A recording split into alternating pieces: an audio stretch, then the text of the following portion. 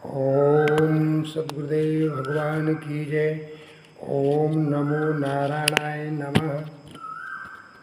ओम श्री गुरुर्ब्रह्मा गुरुर्विष्णु गुरुर्देवो महेश्वरा गुरुर्साक्षात् परम ब्रह्म तस्मै श्री गुरुवे नमः। ओम ध्यान मूलम गुरुमूर्ति पूजा मूलम गुरुपदम मंत्र मूलम गुरुवाक्य मोक्ष मूलम गुरुकृपा। ओम नमो नारायण। ओम श्री गुरुदेव भगवान की जय। आज के सेशन में हमारे विज्ञान के माध्यम से श्रवण करने वाले सभी श्रोता कृपया इसे ध्यानपूर्वक श्रवण करें। जो मानव जीवन और व्यस्त जीवन और परम पिता परमात्मा क्या है इसके बारे में हम आपको बताते हैं, इसे ध्यानपूर्वक श्रवण करें। बोल श्री सद्गुरुदेव भगवान की जय। सर्वप्रथम मैं अपने सद्गुरुदेव भगवान के चरणों में ओम नमो नारायण कृष्ण हरिओम कृष्ण नारायण नमो नमः। देखिए भक्तों, ये मानव जीवन का जो लक्ष्य है, सभी मानवों का ये कर्तव्य रहना चाहिए कि हमेशा अपनी वाणी पे नियंत्रण रखना चाहिए। जैसे कि बताया जाता है, हम भी यूट्यूब में फेसबुक में सुनते हैं, किसी किसी के व्यास के मुँह से ऐसी भाषा निकलती है जो सबको सुनने में बहुत कड़वी लगती है। बहुत से हमने देखा कि जिनके पास ज़्यादा ऊँचे ब्याज बन गए और जिनके पास पैसा खूब आ रहा है यूट्यूब के द्वारा, इनकी वाणी में नियंत्रण नहीं है। जो मन में आए वही मनमानी लोग बोल रहे हैं, पर ये ठीक नहीं है। ये धर्म के प्रति आस्था तोड़ना और शब्द जनता को सुनाना ये अच्छी बात नहीं है। अगर बन सके तो धर्म का हमेशा ही प्रचार करना चाहिए और परम पिता परमात्मा की लीलाओं का अच्छा सभी को श्रवण कराना चाहिए, जिससे सुनने वालों का भी कल्याण हो और हमारा भी कल्याण हो। क्योंकि इसमें अश्रद्धा पैदा करना ये तो धर्म के विपरीत है। अभी हमने सुना है कि हमारे प्रदीप मिश्रा जी जो अच्छे खासे व्यास हैं और एमपी के रहने वाले हैं, इनका बहुत ऊंचा स्तर है। इन्होंने कभी कभी ऐसी भाषा बोला है जो नहीं सुन सकते, परंतु मजबूरी है, क्या करें, पर ये बात गलत है। इसको हमारे संतों ने इसका निष्कर्ष निकाला है। इसका मतलब यही है कि इन्होंने पैसा के बल पे शब्द भूल गए। ये तो हम भी जानते हैं कि पद किसी प्रकार का मिल जाए तो उसमें अरमान हो जाता है, और पद और मद दोनों भाई भाई हैं। तो ये शब्द भुला देते हैं और अपनी ओर ले जाते हैं। जब ऐसा होता है तो अक्सर ऐसा होता है कि पतन का ओर है, ये पतन में जाने का रास्ता है। इसलिए सभी विद्वान श्रोताओं से और सभी व्यासों से एक अनुरोध है कि अच्छे सद्विचार और अच्छे परमात्मा के प्रति अच्छी अच्छी बातें और पब्लिक को सुनाएं। इससे क्या होगा कि हमारा भी नाम होगा और सुनने वालों का भी गदगद वाणी हो जाएगी, गदगद हृदय हो जाएगा और फिर कल्याण होगा। इसलिए हमें हमेशा अपनी वाणी पर नियंत्रण रखना चाहिए। हम मानते हैं, कई बार हमने सुना है कि ऐसा नहीं होगा तो मैं 30 लाख रुपए दूंगा, 20 लाख रुपए दूंगा, 10 लाख रुपए दूंगा। ये सब क्या है? आपके पास पैसा आ गया, मेहनत की कमाई करके किसी को देते जब समझ में आता, क्योंकि आप लेना जान रहे हैं, देना नहीं जान रहे। भाई अगर जो मेहनत से कमाता ना तो वो ऐसे कह नहीं सकता। इसलिए पद और मद भाई भाई होते हैं, इनमें जरूर ऐसा होता है जिसके पास पैसा हो जाता है कि पैसा के बल पे आदमी कुछ भी होता है, पर ये गलत है, ये नियम के विपरीत है। इसलिए हमें हमेशा और अपनी वाणी को सुधार करके चलना चाहिए। अब आपको हम यह कहते हैं कि ये व्यस्त जीवन क्या है। माता पिता पुत्र इनका क्या कर्तव्य है? पूत कपूत तो का धन संचय पूत सपूत तुका धन संचय।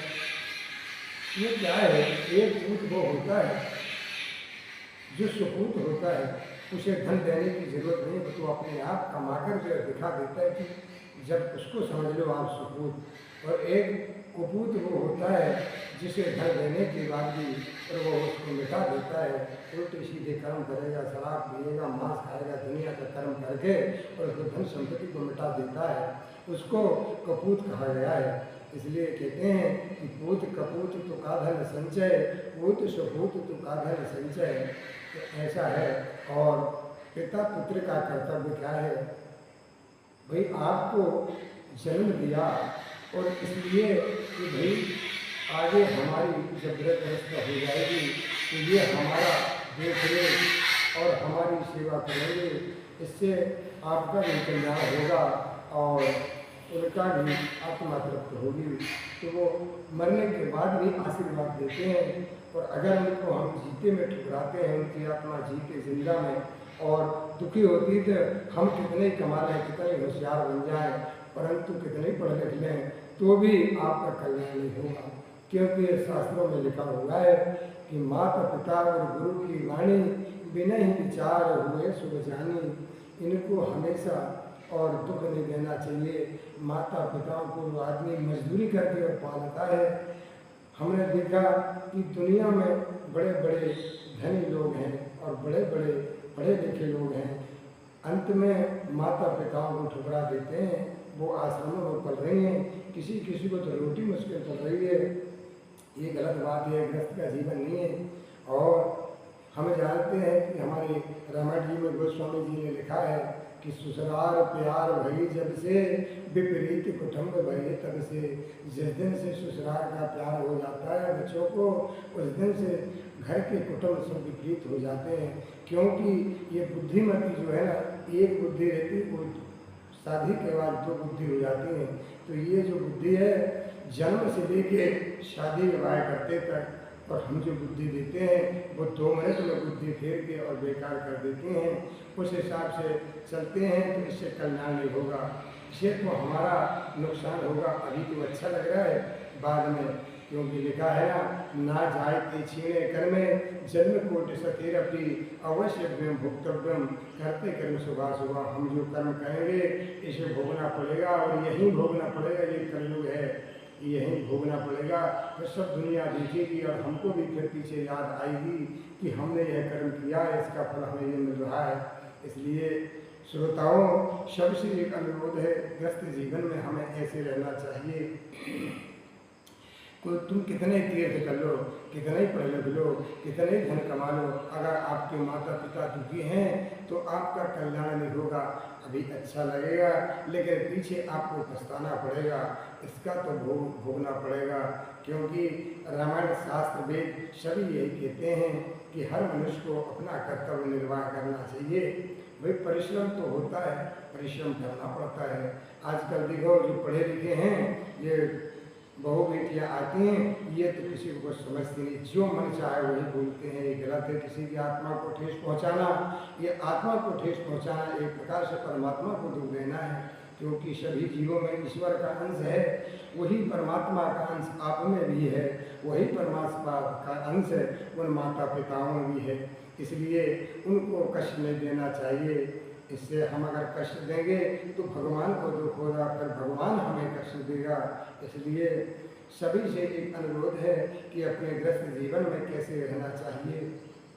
उद्यम सहस्रम धैर्यम, हमेशा उद्यम को सहस रख के धीरज से उसका निर्वाह करना चाहिए। इसलिए कहा है। और फिर हमारा तो बताने का काम है, आगे आप जाने और वो आपके कर्म जाने, हमें उसे क्या लेना देना है। हमारा तो जो काम है बताने का, जो हमारे गुरुदेव आदेश करते हैं वो हम आप तक पहुंचाते हैं। कृपा कर इसके ध्यानपूर्वक श्रवण करके और अपने मानव जीवन को ज़्यादा नहीं तो 1% जरूर हृदय में उतारें। तब आपका श्रवण करना, मनन करना, निधिध्यासन करना सार्थक होगा और उसके हिसाब से फिर अपने आचरण में उतारना चाहिए। हम देखते हैं किसी किसी को पूरे जीवन सत्संग में निकल गया, 30 दिन सत्संग में जाते हैं और सत्संग में जाने के बाद तो सात्विक जीवन रहता है, घर आए तो फिर वही काम, आपका सत्संग सुनने का क्या मतलब। वो राक्षसी लंकिनी जब भगवान हनुमान जी गए उसे वहाँ लंका में प्रवेश करे तो 2 मिनट के सत्संग से उसे ज्ञान हो गया और उसने कही कि जब रावण ब्रह्मवर दीना चलत विरंज कहा मोह सीना कि विकल होश थे कब के मारे तब जाने से निश्चर संगारे। इस प्रकार बताओ वो लंकिनी राक्षसी थी उसको 1 मिनट में ज्ञान हो गया, पूर्व की याद आ गई।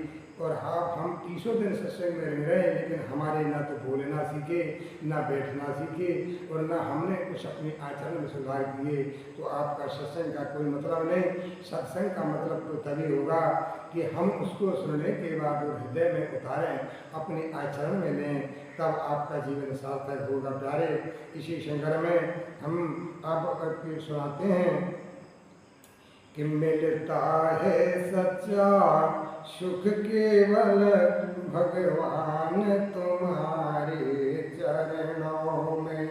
मिलता है सच्चा सुख केवल भगवान तुम्हारे चरणों में। यह विनती है पल छिन छिन की रहे ध्यान तुम्हारे चरणों में। यह विनती है पल छिन छिन की रहे ध्यान तुम्हारे चरणों में। चाहे मेरी सब संसार बने, चाहे जीवन मुझ पर भार बने, चाहे मौत गले का हार बने, रहे ध्यान तुम्हारे चरणों में। चाहे मौत गले का हार बने, रहे ध्यान तुम्हारे चरणों में। चाहे अग्नि में मुझे जलना हो, चाहे कांटों में मुझे चलना हो, चाहे छोड़ के देश निकलना हो, रहे ध्यान तुम्हारे चरणों में। चाहे छोड़ के देश निकलना हो, रहे ध्यान तुम्हारे चरणों में। चाहे संकट में मुझे घेरा हो, चाहे चारों ओर अंधेरा हो, पर मन नहीं डगमग मेरा हो, रहे ध्यान तुम्हारे चरणों में। अब मन नहीं डगमग मेरा हो, रहे ध्यान तुम्हारे चरणों में। आज यहाँ पर तेरा नाम रहे, तेरा ध्यान सुबह और शाम रहे। जिभिया पर तेरा नाम रहे, तेरा ध्यान सुबह और शाम रहे। तेरी याद तो आठों याम रहे, रहे ध्यान तुम्हारे चरणों में। तेरा याद सुबह और शाम रहे, रहे ध्यान तुम्हारे चरणों में। इस प्रकार और एक कवि कहते हैं कि एक भक्त भगवान से कहता है कि भाई भगवान मेरी यही कामना है कि हमेशा तेरे चरणों में मुझे मेरा ध्यान न छूटे और चाहे कितने संकट मुझ पर आ जाए, कृपया मेरा ध्यान हमेशा तुम्हारे चरणों में लगा रहे। इस प्रकार भक्त भगवान से कहता है। इसलिए इसे हम आप तक सुनाते हैं। कृपया इसे खूब श्रवण करें, खूब मनन करें, निधिध्यासन करें और अपना मानव जीवन को कल्याण करें। और दूसरे कहते हैं कि हमें कामेश्वर से जगत रूठे सुरूठ न दे। हमें काम ईश्वर से जगत रूठे सुरूठ न दे। कुटुंब परिवार सुख द्वारा माल धन लाज लोकन की।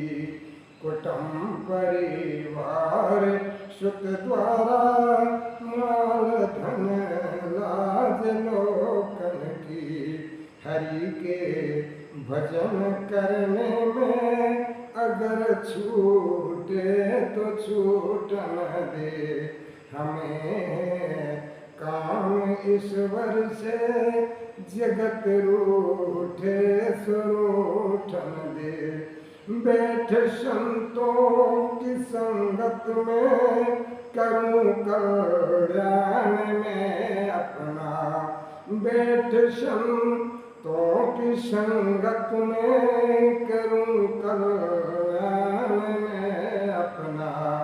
लोग दुनिया के भोगों में मौज लूटे तो लूट न दे। लोग दुनिया के भोगों में मौज लूटे तो लूट न दे हमें। काम ईश्वर से जगत रूठे स्वरूठ न दे। प्रभु का ध्यान करने की लगी दिल में लगन मेरे। प्रभु के ध्यान करने की लगी दिल में लगन मेरे। प्रीत संसार विषयों से अगर छूटे सो छूट न दे। प्रीत संसार विषयों से अगर छूटे तो छूट न दे। धरी सिर पाप की गठरी मेरे गुरुदेव ने झटकी। धरी सिर पाप की गठरी मेरे सत गुरुदेव ने झटकी। वो ब्रह्मानंद ने पटकी अगर फूटे तो फूट न दे हमें। काम ईश्वर से जगत रूठे सुरूठ न दे। इसी के साथ हम अपने गाने को विराम लेते हैं क्योंकि समय का अभाव है और समय को देखते हुए हम तो समय के बंधन में हैं। ओम नमो नारायण तस्सत्। ओम नमो नारायण तस्सत्। श्री कृष्ण गोविंद हरे मुरारी।